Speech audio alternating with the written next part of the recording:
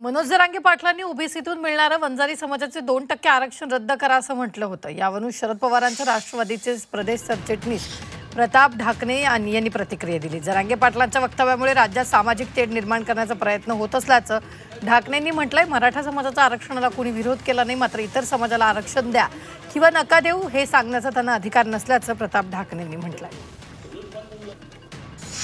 इतरांच्यावरती अन्याय करून आम्हाला न्याय द्या ही भूमिका असणं योग्य नाही। त्यांना त्यांच्या मागण्या मान्य व्हाव्यात, आमचं काही विरोध करायचं कारण नाही, पण आमच्या मागण्या तुमच्या मागण्या मान्य करण्यासाठी आमच्यावरती अन्याय करण्याची भूमिका असेल तर आम्ही कशी सहन करावी। आम्हालाही घटनेने दिलेले अधिकार आहेत आणि म्हणून वंजारी समाजाच्या नेतृत्वाबद्दल कोणाबद्दल तुमच्या मनात काही भावना असेल, किंतु परंतु असेल, परंतु त्या निमित्तानं संपूर्ण समाजाला वेठीस धरता येणार नाही। जरांगे पाटलांनी असलेल्या आंदोलनाला दिशा देण्याचं काम करावं, दिशाहीन करू नये।